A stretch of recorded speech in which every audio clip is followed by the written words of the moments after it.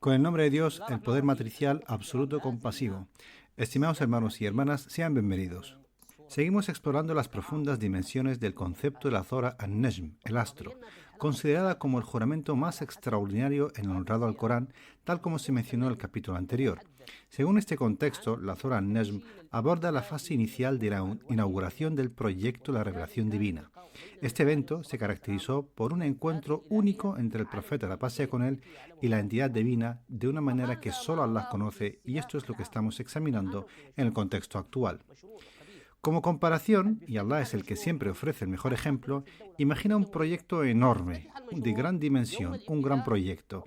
¿Quién inauguraría este proyecto? ¿No sería la figura más alta de la entidad que sea, empresa o Estado, por ejemplo, el presidente de una empresa o el presidente de una república, quien inauguraría el proyecto el día de la apertura, seguido por bien colaboradores o ministros o trabajadores para continuar con las tareas del proyecto? De igual manera, la Zora an-Najm muestra que relata el lanzamiento de este proyecto divino, que es la revelación coránica dirigida al profeta, la paz sea con él. También mencionamos que la palabra vio, ra'a, en la Zora an-Najm aparece con la alif maksura al final, indicando que la visión que tuvo el profeta del Señor de la Majestad ensalzado sea, no fue una visión visual. Por lo tanto, la palabra vio no se escribe como en el resto del Corán, sino que aquí la visión es absoluta, una visión con el corazón, es decir, una percepción intuitiva y no una visión ocular. En esta parte del estudio es necesario hacer una comparación entre el juramento en la Zora al-Najm y el juramento en la Zora de Al-Waqi'a. Me gustaría señalar que el juramento mencionado en la Zora del Najm se considera el más extraordinario en el honrado Corán. Comencemos examinando el juramento en la Zora Al-Waqi'a, donde Allah ensalzado sea, dice: por lo tanto, juro por la posición de las estrellas, y es verdadero un juramento grande si supierais. Aquí vemos que Allah glorificado sea juró por la posición de las estrellas y por tanto el tema del juramento debe corresponder a la magnitud de este juramento en la Sura Al-Waqi'a. Allah juró por la posición de las estrellas y el tema del juramento fue la magnitud del honrado Corán, como dice el Altísimo, por la posición de las estrellas, y ciertamente es un juramento grande si supierais, es verdaderamente un Corán noble y en un libro bien resguardado que no comprenden sino los que purifican sus mentes y corazones. Esto lo encontramos en la Sura Al-Waqi'a, leyes 75 al 79. Por lo tanto, el juramento de las posiciones de las estrellas enfatiza la magnitud del honrado Corán. El tema del juramento fue el honrado Corán, por lo que cuando el juramento está relacionado con la caída de una estrella y no solo con su posición, es esencial que el tema del juramento coincida también con su grandeza y magnitud. Si la posición de las estrellas merece ser jurada por la magnitud del honrado Corán, entonces la caída de la estrella de su posición debe indicar un tema incluso más grandioso que el Corán. Y no hay nada más grandioso que el Corán, excepto el Creador, ensalzado sea. Así, y la estrella cuando cae, el juramento habla sobre el descenso de la manifestación divina para inaugurar el proyecto de la revelación. Y la visión en este contexto fue con el corazón y no una visión ocular. Y en confirmación a esto lo vemos verificado en el Corán en la siguiente ley. No le alcanzan las visiones, pero él sí alcanza todas las visiones. Él es el sutil, el bien informado. En la Sura Al-An'am, ley 103. Cuando Moisés, la paz sea con él, pidió a su Señor que le mostrara su presencia diciendo: muéstrame para que pueda verte. Allah respondió: no me verás, pero mira hacia la montaña, si se mantiene en su lugar, entonces me verás. Y cuando Allah se manifestó en la montaña, la redujo a escombros, y Moisés cayó fulminado. Después de que recuperó la conciencia, Moisés dijo: glorificado seas, me arrepiento ante ti, y yo soy el primero de los creyentes. En la Sura Al-A'raf 143. Aquí nos detenemos en la palabra primero, para entender su significado en honrado al Corán. Moisés, después de recuperar la conciencia de su shock, dijo: glorificado seas, me arrepiento ante ti y yo soy el primero de los creyentes. ¿Significa esto que nadie antes de él había creído que Allah no puede ser visto con el ojo ocular? La respuesta es no, pues todos los profetas que precedieron a Moisés creían en esta verdad.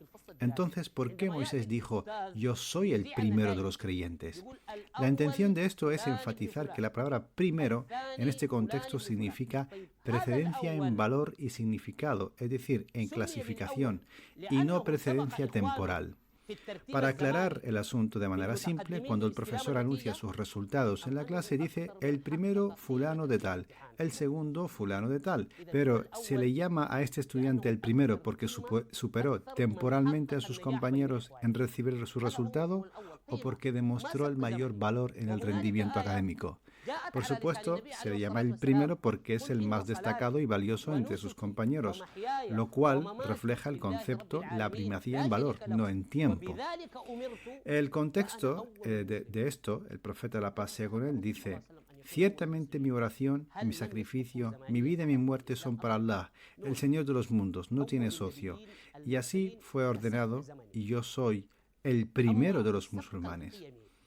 ¿Cómo se considera entonces al mensajero Allah, la paz sea con él, como el primero de los musulmanes? ¿Significa esto que nadie le precedió temporalmente en el Islam? Por supuesto que no, pues Noé, la paz sea con él, fue el primero de los profetas enviados. Sin embargo, en términos de precedencia en valor, el profeta Muhammad, la paz sea con él, es quien más plenamente encarnó los valores de la entrega completa, siendo el sello de los profetas y mensajeros. Por lo tanto, el profeta, la paz sea con él, merece ser reconocido como el primero de los musulmanes, porque fue quien más reflejó y realizó los valores de la entrega a Dios en su vida. Por lo tanto, se menciona en el Corán: ciertamente mi oración, mi sacrificio, mi vida y mi muerte son para Allah, el Señor de los mundos, no tiene socio, y así me fue ordenado, yo soy el primero de los musulmanes.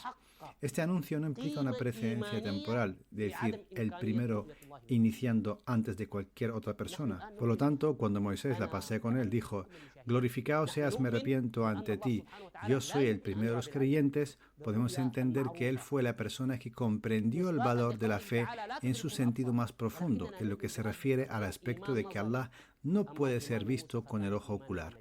Hoy, tú y yo y todos los creyentes compartimos esta fe en que Allah, glorificado sea, no puede ser percibido por la vista, basándonos en su declaración: no lo alcanzan las visiones, pero Él sí alcanza todas las visiones. Él es el sutil, el bien informado. Mantenemos esta fe como un principio teórico arraigado en nuestras creencias. La fe de Moisés fue una fe práctica porque él presenció el evento por sí mismo y por lo tanto su nivel de fe en la no visibilidad de Allah era más profunda que el de otros. No se trata simplemente de una historia contada por alguien, pues la diferencia entre quien ha visto y quien ha escuchado es vasta. Nosotros hemos recibido esta fe teóricamente, pero Moisés, la paz sea con él, experimentó el evento directamente cuando pidió a su Señor que le mostrara su presencia y le fue dicho: no me verás, pero mira hacia la montaña si se mantiene en su lugar. Entonces imagina esta escena. Moisés estuvo ante esta escena real y cuando Allah se manifestó a la montaña, la redujo a escombros y Moisés cayó fulminado, quedando inconsciente por un tiempo. Cuando Moisés recuperó la conciencia, no se aferró a su deseo inicial de ver a Dios, más bien olvidó este deseo porque entró en un estado espiritual diferente. Al despertar dijo: glorificado seas, me arrepiento ante ti, y yo soy el primero de los creyentes.